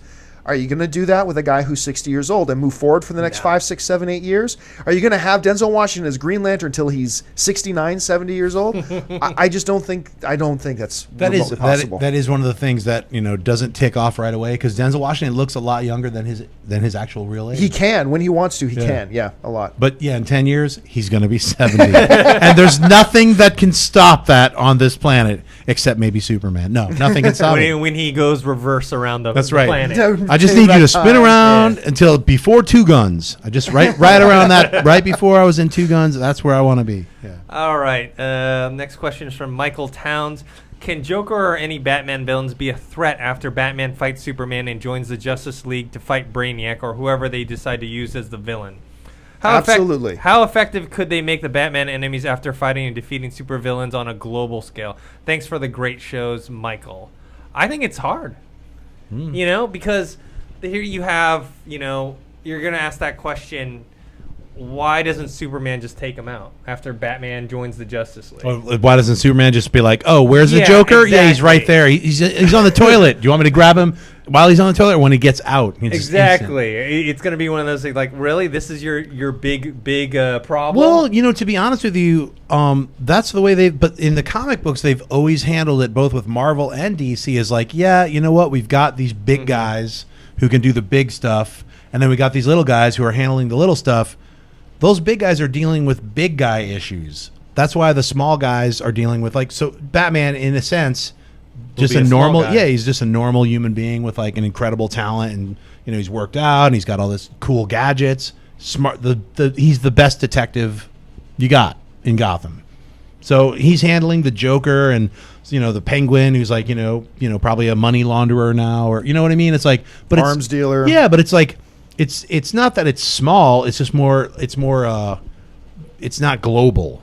Yeah. It's a citywide threat. If I was Batman, I would call up Superman. Man, I'm too tired this weekend. Can you just go? Yeah, can you round them all up? Yeah, them all up. Yeah, I remember there's this great you can look it up on YouTube. There's this great animated short on YouTube about Batman and Superman, and because I'm Batman. Anyway, so Batman and Superman are and they're in Commissioner Gordon's office because Commissioner Gordon sets off the bat signal. Batman shows up. And Superman shows up and goes, hey, I was in town. I thought I'd come by and help out. Okay, that's great. And then Commissioner Gordon says, there's a young lady being held hostage on the 4th floor of whatever building. And Batman's, all right, I got to go back to the cave. I'll get my batarang. I'll get my rope. And then Superman just disappears. And he comes right back. He's got the girl in his arms. Don't worry, guys. I saved the girl. And while I was at it, I ended all crime everywhere. It's like, so, yeah. Where the question comes from, what can Batman do? But remember, Batman is still a human being. He's still immortal. When he fights Superman, it's going to be in some kind of Kryptonian outfit. He's going to have kryptonite in there somehow. He's going to have something that levels the playing field. You have to, otherwise it's a joke. Even thinking about Batman fighting Superman, there has to be something that levels the playing field. But That'll be different when he's got to fight KG Beast. That'll be different when he has to fight another one of the guys from his rogue gallery. But it does raise the question, then why doesn't he just call Superman to come and take care of it? Superman's too busy fighting Brainiac. I mean, but they always make it so that like you have to have that suspension of disbelief when you're reading comic books. I mean, that's a lot of why movies. wouldn't like the most powerful characters from Marvel, like why wouldn't Thor just rescue Spider-Man when he just got caught by Doc Ock? Because Thor's on Asgard. Yeah. Where's Iron Man? He's dealing with MODOK. You always have these, and they used to do that too in a lot of comics. I don't know if they're still doing that currently, where they do cutaways like, what's going on in the rest of the Marvel universe? True believers? Or they would just do little sliver cuts of these all the other superheroes fighting and doing. You could read those in the other issues. They would tell you what issues. But as these I love that universes stuff. get bigger and bigger and bigger, with more and more characters in the Marvel Cinematic Universe, Captain America, Iron Man, Thor, Hulk, Hawkeye, now we're gonna have Ant-Man. Now we're gonna have Guardians of the Galaxy. Guardians of the Nova. Galaxy. Nova's being introduced in We're Guardians gonna of the have Galaxy. Doctor Strange. As these universes get bigger and bigger and bigger, they're gonna face these questions more and more. Like we saw in Avengers, right? Well, where was War Machine? The one guy who's missing, and everybody's asking, well, why didn't War Machine come and help? You're gonna start facing that, and then with Iron Man 3, everybody's like, why didn't Captain America come to help him? He's doing stuff. Yeah, but as this universe gets bigger and to do with the DC, right? More and more people are going to be asking these questions. They're going to have to. One of two things are going to have to happen. They're going to have to come up with more and more excuses, or number two, we as fans just have to accept sometimes they're standalone films. Right. Let them be standalone. Let Captain America 2 be a standalone Captain America movie. But don't worry about where War Machine is. Aren't these problems we as fans want to have? Yes. I mean, that's kind of like, hey, where was Captain America? Like he was busy making his new movie that you're about to see in 4 months. Well, I mean, it's called The Winter Soldier. But I mean, that's it's the like danger. I mean, you have like I was talking before about the benefit of doing a shared universe. People get more involved, more people will go see it. But that's the negative side. You will get questions like that. You will be like, oh, how come so and so isn't doing? You know what? I don't have that. Like whatever nerd is going to get too freaked out about it. Sorry. Like just look at all the abundance that you have and don't ever ask that question again. What happened? Don't ask that question. Just suppress it. Eat a sandwich. You know what I'm saying? Like, let it pass over you and know that it's a stupid question. Did you see the Pete Holmes Batman Superman video? Yes, no. I did. Yes, where Superman comes, he's like, let's partner up, and Batman starts laughing because he's like, why do you want to partner up with me? I can't do anything. You can do all this stuff. Hey, listen.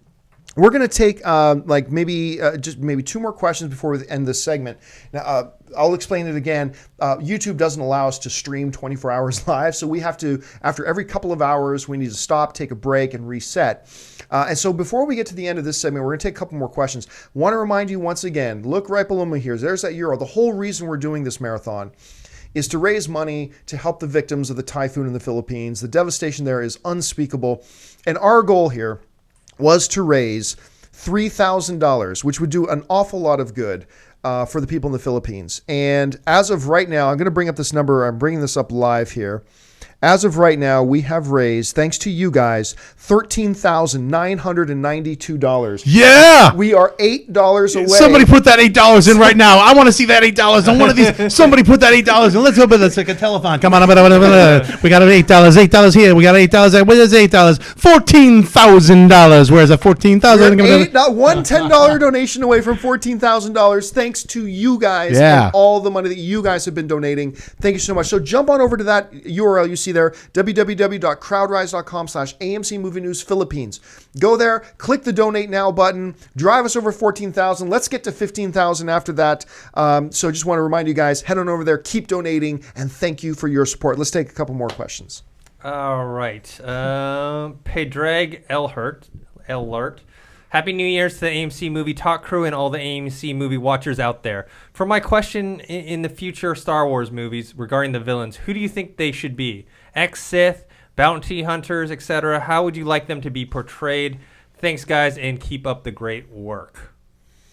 It's got to be Sith, because you got to have lightsaber fights. Yep. you got and there are a lot of rumors going around about who might the Sith be, and I don't want to get into those rumors too much, but I think you got to go Sith. They are the ultimate formidable enemy of the universe. They are the juxtaposition, the yin to the yang of the Jedi. one way or another. And the lore of Star Wars is always this: there was always two, one master, one apprentice. Even if you think you got rid of them, you didn't. They're there. And now they're going to rear their head again. And so I think that's the way you got to go with it. And maybe another threat as well. Maybe another rogue planet or an invading alien force or something else. But a part of it has to be the whole Sith angle. Hey, anybody who's this sweaty, if you played the Old Republic and you went to the Sith planet, I can't remember great. what the Sith planet was called. I forgot. I played all those the best RPGs I've ever played in my life. Yeah, that's one of my favorite games of all time. All time. And the whole back history about the Sith. So amazing and fantastic. If you've never checked it out, the first movie is not movie. It felt like it's better than movie because you're living inside the Star Wars world. Prequels. Yeah, the prequels. No, you got to play the Old Republic, Knights of the Old Republic, the first one, not the second one, which was still good, but the first one where you can either go Jedi or you can go Sith. Yeah, they have the Sith planet, which I think was a great addition. And which is something that they should explore, hopefully, in the 7, 8, 9, is now that the rebellion is not the rebellion, they won. Yeah. Now they're the New Republic. Yeah, they're the New Republic. So they've been rocking. You got Skywalker and his kids floating around doing some the Jedi are back training. So there has to not just only be the dark element of the Sith master and his multiple apprentices, because they always say, oh, the Sith can have one, but they're training other ones. So they're devious and evil in nature. So they would, of course, have a couple of secret Siths in their back pocket. They really go deep into the whole master and apprentice thing in Knights of the Old Yes. Republic and the history of Yeah, so I mean, why the colored lightsabers are for different reasons. Hey guys, just going to interrupt for a second. Michael Reap just made a $10 donation to CrowdRise. We are now at $14,000. Michael Reap, you will reap what you just sowed, Michael Reap. Thanks to you guys, you guys have raised over $14,000 for the victims of the typhoon in the Philippines. Thank you so much. Let's keep this going as we rock on till 10 a.m. I still can't believe I still got to go to 10 a.m. You guys keep on rocking this. Thank you so much for your support. And let's You clowns better be on here at 3 a.m. when we're wasting. If we're here at 3 in the you morning, you better be on here. Just a Dennis has been here since 11, by the way. Knights of the Old Republic. If you guys have an iPad, you can buy it for $10. Really? Play it on there. Yeah. Really, that's fantastic. Yeah, so you don't need to dust off your old Xbox or your PC copy. Yeah, One of the best games I've ever played in my life. After you've donated to this, buy yourself I'm sorry, I'm pointing to that camera. Buy yourself Knights of the Old Republic. But yeah, I agree with John. The Sith should definitely play a large role in the next trilogy. I think so too, but I think maybe they're going to have like some sort of like other enemy and then reveal at the end that it's the Sith are behind them or something like that. Who knows? J.J. Abrams likes those secrets. Yeah, Khan. Yeah. Khan is in the Star Wars trilogy. Oh my God, worst movie ever. I really hated Star Trek Into Darkness. No, I don't know. I loved it. I'm imitating somebody who hated it. All right. So That's what they sound like to me when they say that. This is not exactly it's a short question. Chuck Ilioff he asked, where can we get our Sons of AMC t-shirt? Give me a talk amongst yourselves. I'm just going to grab something. Sure. Okay. Let's go. Knights of the Old Republic. Let's talk about the second one, Dennis, I never got through the second one because it took so long to get your damn lightsaber. Right. That I was like, forget it. Dude, it's so worth playing. Is it? Like it's so much fun. If you had that kind of fun exploring all the different planets in the Knights of the first one, it's so worth doing. Knights of the first one. Yeah, the Knights of the very first one. All right. For those of you who don't know what was who asked the last question there? Chuck Ilioff. All right. So here are. This is much more casual and laid back. Hang on a second. We got our phones on and everything, so it's fine. Here we go. Now, I had mentioned before on the show that I was a big fan of Sons of Anarchy.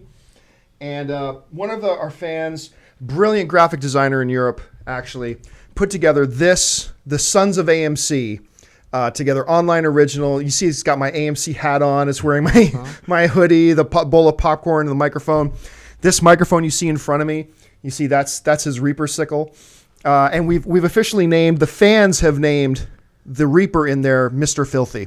Because in Sons of Anarchy, they named their Reaper Mr. Mayhem. Right. And our fans have titled this Reaper Mr. Filthy. And we've got some of these made. We still don't even have one for Schnepp. Yeah. They rejected my order. I got to try it again. What? Yeah, I know. They didn't have the size. All right. Well, we'll figure it out. We'll figure it out. But at some point, I'm going to try to get a bunch of these Sons of AMC. Do you want to patch into the Sons of AMC? Dennis has got a shirt. I got a shirt. I think we're the only two who have shirts right now, but we will get more. We shall rectify this situation in 2014. Maybe I should take the graphic for... here, Dennis, do me a favor. Grab this right here. Mouse over and grab this right here. Right here. You're way over here right now. Okay. So grab that, drag it onto, and then bring up the graphic. Okay. Maybe what we should do is give you guys access to this image, and then you can make your own stuff. That'd be but awesome. I was thinking about maybe trying to get some shirts and hats made for Comic-Con, and then give them out to fans at Comic-Con or something like that. Let us know what you guys think. But either way, this is the Sons of AMC. Are you a part of the Brotherhood? Yes or no? Mm-hmm. So that's what he's talking about when he says getting his hand on some of the Sons of AMC shirts. So that's what we're talking about. We'll try to get some of those made. All right. So one more question. Yeah. All right. John DeGregorio says, "Hi, John and friends of AMC Movie Talk. My question is about Nicolas Cage. Do you think the Left Behind movie that's coming out this year is going to be his comeback movie, considering that churches would go see it and people like sci-fi movies? Thanks, and keep up the awesome work." Well, I mean, here's the question: who is the guy in what was that Alan Thicke show with Kirk Cameron? Kirk Cameron. Did the other Left Behind films resurrect Kirk Cameron's career? Yeah, did he already even have a career at that point? I know, and it didn't resurrect his career. No, I mean, this is a paycheck movie for him. Will it get some church audiences? Because for those of you who know, the Left Behind series is very popular amongst church circles. Back in my church days, I know a lot of people who read it and stuff like that, but still, it's a very small group that I don't think is going to resurrect. So this is a film that's not even going to get a wide release, I don't believe. So no, this... And you know what? Nicolas Cage has got a lot of stuff going on, and one of these other films will resurrect his career. I don't think this is the one that'll do it. Nothing against the Left Behind series, but it's a niche film made for a niche audience, so I don't think it's going to resurrect it. And if you guys haven't seen Con Air, you should see it. Oh, yeah. No, I'm sure you guys have. Simon West. I'm talking to, just if you have never seen Con Air, because I just rewatched it again last night, and Holly and I loved it. Probably more so than when it first came out. Yeah, it's a fun movie. It's such a fun film. Oh, yeah, it is. And it made me realize, like, action films are just not, and you always hear that, like, action films aren't made the way they used to be. I'm not just saying that. I'm saying that it seems like there's a pinnacle that we reached, and now we do everything in CG, where actual practical giant effects just have this weight to them and this reality to them that just hold up over time. And when you see crappy special effects in movies that were made afterwards that don't hold up. So, I mean, Con Air is just one of those films that just everything about it is fun, big, and stupid. And it just right down to the end. It's really a lot of fun. Around the same time Michael Bay's The Rock came out, I think. Yeah, like a year later. Yeah, but this is in the same era. Yeah, it's actually when he didn't do Superman, he went right on to doing Con Air because he's totally built. Like Nick Cage is in his prime, and that's when he was working out to be Superman. So it's one of those things where you're like, that's what he would have looked like, you know. Rocking the mullet too. Yeah, well, I don't know if he was going to keep that mullet. That'd for be awesome. sure. Superman with a mullet. I know. I don't think they were going to keep that. That's for sure. Should we answer one more question here? Sure. See. Hey, you want guys? You want to? We are. Here's what we're going to do, guys. If you guys are okay, I'm going to ask for your indulgence. Now, I explained that we got to do this in segments, okay, because we can't do full stream. Now, what we've been doing is after every 2 hours, we've been taking a 10 to 15-minute break to reset, get the new stream set up, let the last stream upload to YouTube so people can watch it there. It is now 7 o'clock Pacific Standard Time here. I have been going for 9 hours. And with your permission, guys, I would like, if it's okay with you, for us to take a 30-minute break. I know we're supposed to go all the way through, but Ann just brought us dinner. And if you guys will indulge us, we're going to take a 30-minute break so we can rest our vocal cords, get something to drink, get something to eat, get everything set up, and get rolling for the next segment. So if you guys are amenable to it, and if you guys are good with it, we're going to take a 30-minute break right now. So it's 7 p.m. Eastern or Pacific Standard Time right now. We will be back on. The next stream will start at 7:30. You're going to see, I'm going to put it up on the front page of our YouTube channel, and I will tweet out. Dennis, you want to click on my lower third down there, down at the bottom? Yeah, one more. There we go. You can see my Twitter handle there. If you follow me on Twitter, I will tweet out the actual URL for the next upcoming live segment, and you'll see the countdown clock there. Or just go to the front page of our YouTube channel, youtube.com/AMC Theaters. And we will start that back up again in 30 minutes. So, I didn't want to take a 30-minute break, but I'm getting hungry, throats are getting sore, and we still have 15 hours to go. We still have a long way to go. Yes. So we're going to take a break here, guys. Egg fried rice is calling us. Dennis, when you're ready, just hit that broadcast button. Okay. At the top of the there. Go. So guys, we will be back. We'll put up the link to the new show here in just about 2 minutes. It'll be up, and you guys will be ready to rock it out with us. Again, we have broken the $14,000 mark. Thanks to you guys. Thanks so much. Let's keep this thing rolling. We'll be back in 30 minutes. Thanks a lot.